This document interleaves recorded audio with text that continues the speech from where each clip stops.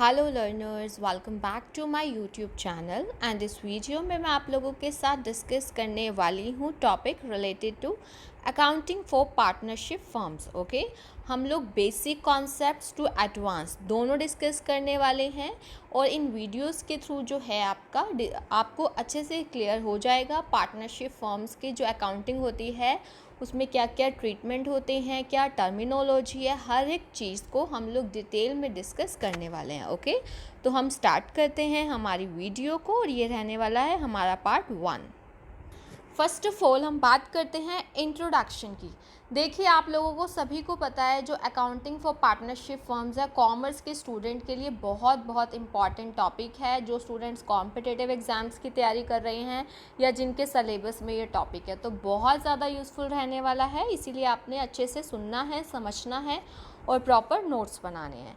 देखो, इंट्रोडक्शन में हम डेफिनेशन को समझेंगे क्योंकि जो डेफिनेशन प्रोवाइड की गई है किसने दी है, इंडियन पार्टनरशिप एक्ट 1932।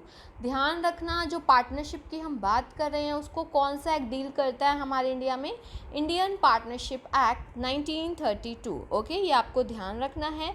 और सेक्शन 4, उसका जो सेक्शन 4 है उसमें आपको डेफिनेशन बताई गई है और जब आप डेफिनेशन को ध्यान से पढ़ते हैं तो आपको उससे रिलेटेड काफ़ी सारी चीज़ें क्लियर हो जाती हैं अगर आप ध्यान से डेफिनेशन के एक एक वर्ड को पढ़ते हैं। ठीक है, देखिए, partnership is the relation between persons who have agreed to share the profits of a business carried by all or any of them acting for all।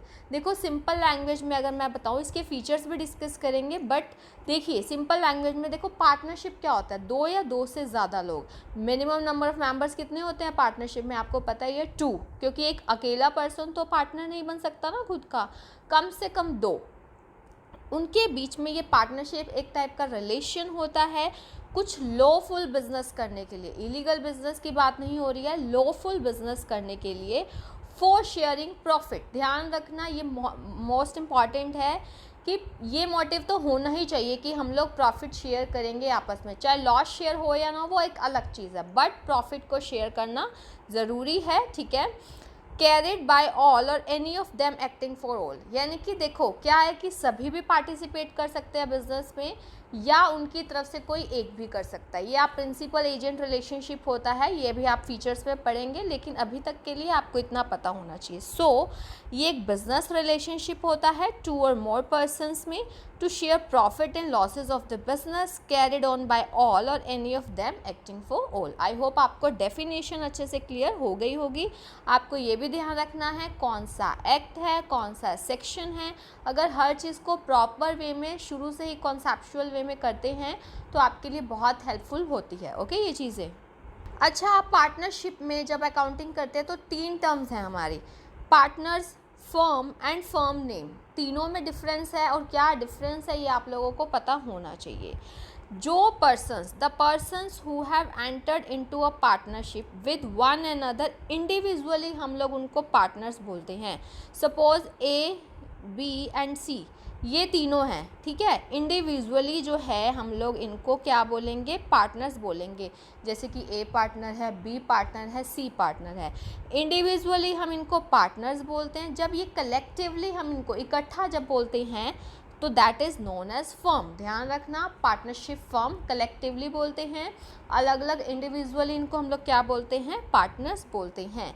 और जिस नेम के अंडर ये लोग अपना बिजनेस कैरी ऑन करेंगे उसको हम firm का नेम बोलेंगे। ये तो ऑब्वियस है, जो भी नेम होगा जिसके अंडर ये लोग अपना बिजनेस करेंगे, जो फर्म अपना बिजनेस करेगी, इसको हम लोग क्या बोलेंगे, फर्म नेम। ओके, अब जो आपको मैं चीज़ बताने वाली हूँ ये आप लोगों के लिए बहुत ज़्यादा इम्पॉर्टेंट रहने वाली है और मैं तो कहूँगी आप इसको नोट कीजिएगा।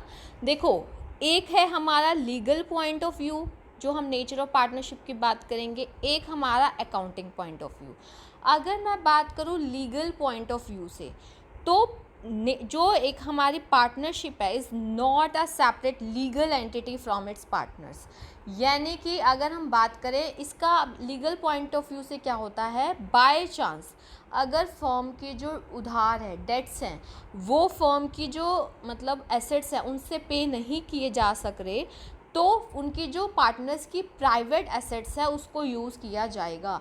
सो लीगल पॉइंट ऑफ व्यू से तो आप देखेंगे कि जो पार्टनर्स है और पार्टनरशिप फर्म है वो सेपरेट एंटिटी नहीं है। देखिए, nature of partnership from legal viewpoint is not a separate legal entity from its partners. It means firms debts can be paid from private assets of the partner. उनकी private assets को use किया जा सकता है if the firm is not able to pay its liabilities. अगर firm अपनी liabilities को pay करने में सक्सेस नहीं है, उनके पास प्रॉपर फंड्स नहीं हैं, ठीक है। लेकिन अकाउंटिंग पॉइंट ऑफ व्यू से, अब अकाउंटिंग का पॉइंट ऑफ व्यू क्या है, जो आप ट्रांजैक्शंस करते हैं वो क्या होती है आप देखेंगे। यहाँ पे आप ये देखेंगे जो मेंबर्स की कैपिटल वगैरह होती है वो उसको अलग से ट्रीट किया जाता है ना, वो एक लाइबिलिटी ही समझा जाता है फर्म के लिए। तो अकाउंटिंग पॉइंट ऑफ व्यू से तो हम जब रिकॉर्ड करते हैं ट्रांजैक्शंस को तो फर्म और पार्टनर जो हैं अलग अलग है, बट अगर लीगल पॉइंट ऑफ व्यू से बात करें तो पार्टनर्स की लीगल वो मतलब सेपरेट एंटिटी नहीं है।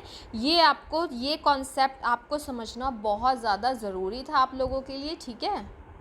अब हम लोग पढ़ने वाले हैं एसेंशियल फीचर्स और करेक्टरिस्टिक्स ऑफ पार्टनरशिप, जो कि आप लोगों के लिए बहुत ज़्यादा इंपॉर्टेंट रहने वाली है बेसिक को समझने में, ठीक है।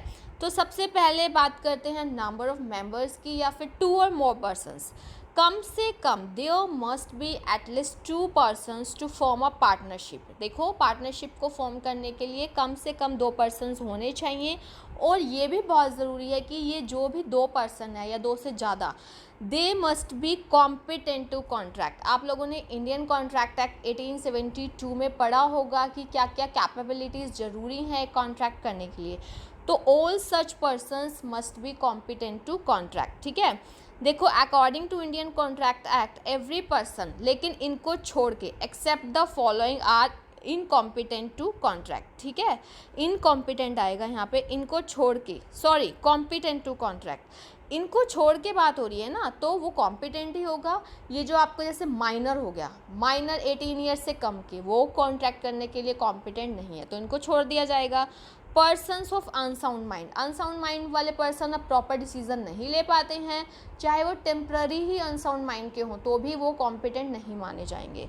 Person disqualified by any law, कई बार लॉ भी किसी वजह से डिस्क्वालीफाई कर देता है, तो इनको छोड़कर ये वाले पर्सन्स को हम नहीं लेंगे, इनको नहीं मानेंगे कि ये लोग कॉन्ट्रैक्ट करने के कैपेबल है या कॉम्पिटेंट हैं, ठीक है।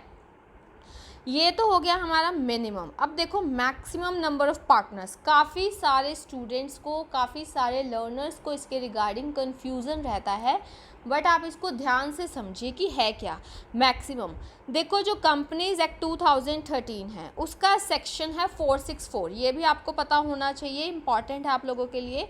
जो कंपनीज एक्ट है 2013 उसका सेक्शन 464, ये आप अंडरलाइन कर लेना, उन्होंने एम्पावर किया है सेंट्रल गवर्नमेंट को कि वो प्रिस्क्राइब कर सकती है, ठीक है। एम्पावरमेंट उनको दिया गया है to prescribe number of partners in a firm subject to maximum of 100 partners।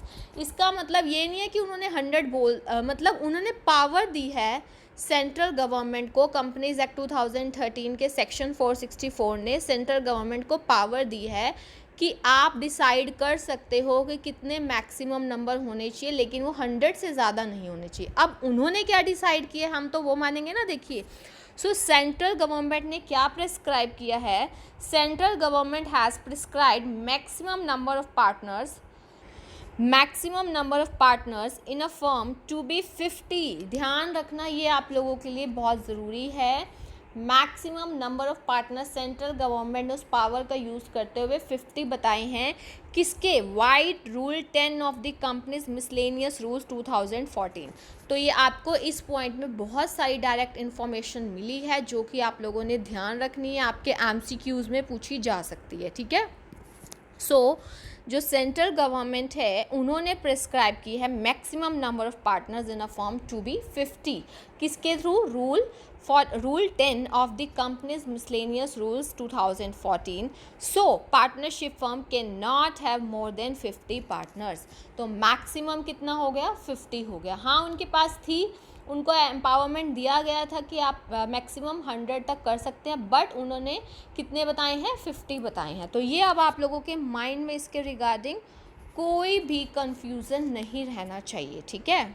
उसके बाद देखिए एग्रीमेंट की अगर हम बात करें, पार्टनरशिप जो है ना, ध्यान रखना, comes into existence by an agreement. This is very important to know for all of you कि जो पार्टनरशिप है वो एग्जिस्टेंस में आती है एग्रीमेंट के थ्रू।